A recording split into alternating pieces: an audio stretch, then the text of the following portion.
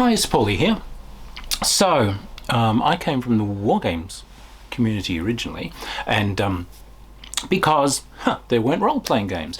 As role-playing games arrived, Wargames clubs would play them. So the two to me are kind of inextricably linked, because we would play one and the other, and we've continued to do this all through my life. So this week I had some news that one of my old Wargames buddies over in the UK had died. And so that's rather terrible, but he was a wonderful English eccentric, and his particular thing, of course, was colonial period games. This chap was a delight.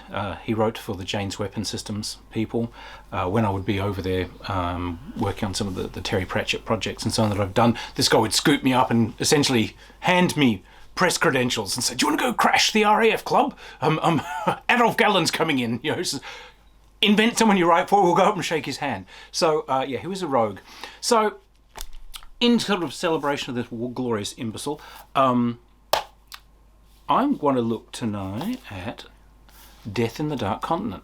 Now, this is an incredibly interesting war game, and it's a colonial period game, but for once it's incredibly respectful to native cultures. This is an absolutely brilliant piece of work. Now, colonial period war games, they're a very traditional thing, but they tend to be, to me, a kind of an uneven contest. One side gets high-tech, you know, repeating rifles and equipment, and the other lot essentially get to charge at you and get shot. There's some challenge to it, but it's not a period that I have a ton of faith with. And Wargames splits into these fairly set periods, and we're used to, you know, 18th century stuff and Napoleonic stuff and World War II. But these guys have basically brought a whole new setting to the field. No one's done anything quite like it. What this is this is the Dash for Africa period. So 1870s, but really more specifically 1880s, 1890s through to sort of the 1910 kind of period. The European powers are starting to race in to divide up Africa. But there were these actually incredibly robust native cultures there. And what this book does is it brings those things to life. So it's a war games system for simulating the conflicts that were going on there at the time. Very often African peoples versus African peoples, or African peoples versus European peoples, or European peoples versus European peoples. But the thing that made this stand out so beautifully is that it brings all of these wonderful cultures to life as groups that you can take in the game. This thing is a gazeteer of the incredibly diverse and rich cultures that were there at that period. Now, for those of you who aren't sort of glossed up on all of this, so you can pretty much run a dividing line across Africa at that period from, let us say, the Congo River, above and down, and the Congo Band is kind of a big demi-explored area at the time. So way down south, of course, we've got Zulus and those sort of things that we are used to. This tends to be open country. It tends to be a dry area. Way up above that central band, we have the Sahel, which is the sub-Saharan belt. It's very parched, but these are horse riding cultures. And they have literally knightly style, Knights of the Sahara they're called. They have armored lances, and they have cities, and they're quite organized. So, and in the middle band, this band is kind of unfortunately used as a communication network for Arab slaves and so on to get into the continent and out again. They're getting into the Great Lakes region and they're raiding the populations. So this is a time of great upheaval. And so what you've got is this rather interesting mix of cultures. Some of these groups are actually quite well teched up. So down, if you picture Africa in your minds, in the Nigerian area where the British sort of come in, some of the groups there realized that they were in trouble against these higher techs. They sent people out to learn how to make guns and come back and spread this. So you've got native cultures that are turning out their own breech loaders and are fighting them. You've got groups like the Dahomey, famous for their Amazon regiments, highly disciplined. And now, many of these cultures are in no way what I would consider nice. These guys are seizing people for sacrifice and very often preying on other tribes for slaves, which they're selling to the Arabs. The look of this is so interesting that one of the traditional colonial conflicts you'll get will be the Sudan. You'll get the dervishes, quote unquote, versus the British and so on. But because these guys have done their research, essentially anything you've ever touched on that is wrong. The Sudanese are done wrong. So there's a previous early era where there's the Egyptians, and the Egyptians are very, very keen as a country to extend their writ way down into Africa. These guys are making blockhouses and putting regiments way down into what you would think of now as Uganda. They're going right into the Central Lakes area, and they're trying to sort of say, this is Egypt. Sudan is under their control, but there were some individuals who set up essentially slaver empires, which reached out into the Sahel, and they were actually depopulating the entire region. They were seizing so many people. Groups of locals began to arm up and rally around some of these knightly horse-riding kingdoms and so on and fight these guys. Huge wars going on.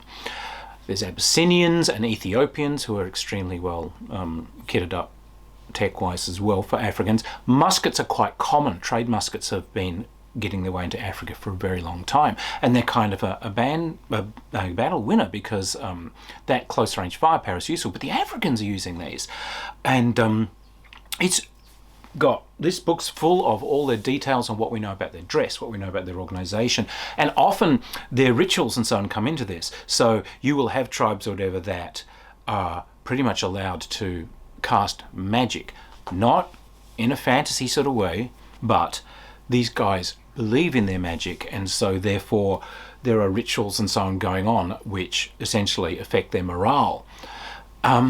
It's this amazing setting. Role-playing gamers don't walk off. You need to get hold of this and read this damn thing and then do your own research. If you've ever tried doing a Victoriana period role-playing game and haven't read this stuff up on what's really out there at the time, you damn well should. In fact, everyone damn well should read up on these cultures and these peoples, because we've allowed them to be lost. They're not lost. Anthropologists and obsessive historians like me find this stuff, but it really needs to be out there. For those of you who don't know, by the way, so kind of the weird arid depopulation that we sort of think of with Africa, this all happened essentially due to European intervention. As Europeans came in, the Italians brought over a thing called Rinderpest, which is a disease that affects hooved animals. As they invaded Abyssinia and so on, they brought this thing over from animals that they had staged in the Middle East before they brought them over, and this spread into the population. But it didn't just affect horses, it affects ungulates, so the great herds of the savannas, elephants, wildebeest, all of the antelope species and so on. They got this. Something like 90% of the herbivore population vanished over a period of a few years. And this meant that some of the truly great peoples of the time, like the Maasai, who were cattle-based cultures, they went into total famine. The reason that a lot of this last final grab was possible was because the whole place was in chaos due to the massive population losses that came. So, Africa is indeed a tragic history, and we done it. But and this comes in here as you see the different periods where things happen. It goes through to sort of early World War I. It's a really simple system to pick up. And again, I think it's sort of an interesting look at things, because the simplest kind of troop type that you could see an African group having is skirmishers, guys with bows or javelins, and these guys are designed to scatter out, take advantage of cover, pelt the other guys with missiles, and essentially, if one side or the other takes a little bit more damage than the other, they will flee very quickly. So it's not a decisive period of warfare, but it's like, it's not a bad tribal type of warfare. Your societies aren't threatened. But groups like the Zulu come up with this idea of, the way to sweep these guys aside is we'll have more like shock warriors. We'll have big shields, we'll go close in for close combat, and we can sweep these guys away. What gets rid of these kind of charging warriors? Well, firepower does. These musket things that you get for trade. So African nations start raising up groups of musketeers. Okay, well, yeah, you're right. They're pretty efficient. If someone comes in close, bursts out of the bush, or you can just stand there in the open and say, come and get me. Yeah, how do we keep those guys in play? What do we do to stop that? Skirmishes. So you've got the circle of hate. So you've got kind of an interesting balance of troop types coming in here. Now, of course, the Congolese sort of band across the middle.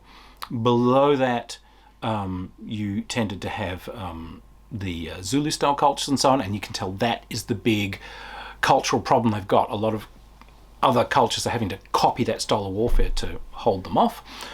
Up in the far north, they're horse riding cultures, and you've got horse riding skirmishes. You've got people who throw these multi-branched Sahel throwing knives, which are actually, essentially, they're designed to climb up over a shield. They spin, much like our old weapon in Kroll. If you try and block it with a shield, they'll climb up over and get you. They're quite an effective weapon. They've got musketeers. They've also got cannon, and they've got 12-pounder Napoleon and 6-pounder Napoleon cannon that they found some of these city-states, beautifully drawn behind draft teams of camels, which I've been modelling up. I think that's absolutely spectacular. The knight guys, they're wearing dense padded armour in these spectacular geographic geo patterns that they've got, often male. Lancers and so on. They've got skirmishing cavalry, they've got their own musketeers, they've got tribal guys that they raise. There's all these different type of city-states that have got foot soldiers, and it's spectacular. It's truly spectacular. It's a very simple games system in itself. It's what we call a element-based system. So you'll have a base and it'll have some figures on it that depict a troop type. So if I am British-style rifleman, I'll have a base and I'll have 3 or 4 of these riflemen on it. Or if it's a Zulu-style tribal warrior group, it'll have half a dozen guys with shields locked and going in. And these are given a factor. You're rolling a d6 and you're trying to overcome the other guy's roll, and depending on a sort of interesting rock, scissors, paper system, depending on who is fighting who under what conditions, you can chase them off, you can disperse them, you can overrun and destroy them. So if you let those warriors come into contact at a time of their choosing, when they're running in on you, then they do have a chance of overcoming you. If you are pushing forward an attack but you're skirmishy sorts where you don't charge to the death, so you're more likely to have a result where you give it a try, it doesn't work, so you guys have to flee some distance back. So it's very simple to learn. It's incredibly colourful. Now, North Star, which is a figure company, they do some beautiful scenics for this. So you've got not only huts and things like that, but you've got all these lovely wild animals. And you can set up things like you can do your normal Wargames terrain, but there's a chance that that stream there has got crocodiles in it or whatever. So it's like, oh, well, you can wade through that if you want. Might want to give that one a rest. Look, the terrain on this is hilariously good fun to do. Let's say if you were doing the Congo kind of thing, you can raid stores of like aquarium plants and so on to make really cool jungle stuff. You can find all your palm trees and so on. Gunboats, native villages, the local tribes field essentially these sort of mercenary musketeers, ruga, who are often painted up in incredible, bizarre colours. They've got muskets. Some of them are dressed in sort of looted Arab clothing or something. Foundry Miniatures does Maasai, and those figures are spectacular. They've got these are the 7-foot tall guys. They are very similar to Zulus in a way. They're another group who will close in, but they were swordsmen. And the Arab slavers were so terrified of them that they would literally go hundreds of miles out of the way to go around these guys' territory, because they tried raiding them once and the Maasai lined the road with the heads of the slave takers. So these are some pretty hardcore people here. Lots of different European groups and lots of different settler groups and so on, and lots of leads for more research. So look, Wargames have sort of settled into some pretty staid and stolid periods. This is the first surprise I've seen in years where someone reached out of nowhere and said, yeah, but did you ever have a look at how this stuff could have been run? Not expensive to play because the armies aren't very big, particularly if you're on a real budget. Try the Europeans, because their stuff's, you know, points-wise when you're buying things for play balance, their stuff tends to be pretty expensive. They haven't got muskets, you know, they've got breech loaders, so... So you can actually get into this playing very little. This is a great club game. So, look, it's North Star military figures. They have this up on their site. They have a fine range of figures. You'll find figures on Foundry. A lot of different manufacturers do things like, you know, Zulus and so on. But there's just so much beyond that. And you can piece it together from these ranges. And there is an Australian manufacturer that does the Sahel padded armoured cavalry and all of those Lake Chad tribes with their, you know, they've got strange conical hats and their multi-branch throwing knives. This guy does them all. So look, have a look at this period and give it a try. And if you're a role-playing gamer, as I said, and you're trying to set up some kind of steampunk or Victorian era stuff, you need to get this. Not joking. You need to open your mind up to how colourful and how rich and how amazing this setting is. Have a look at that as a place to send your characters off to explore. Or even if you're doing like the Wilds of Mars or something, this is what native cultures are like. Not stereotypical, you know, white man's burden nonsense. These people were clever, they were cunning, they were courageous, they were inventive, and I am really glad that someone has finally decided to celebrate that, instead of setting up the old trope of high-tech versus low-tech and the high-tech's going to win. Absolute kudos to this guys for doing this. Take a look at it. I don't think you'll regret it. Cheers.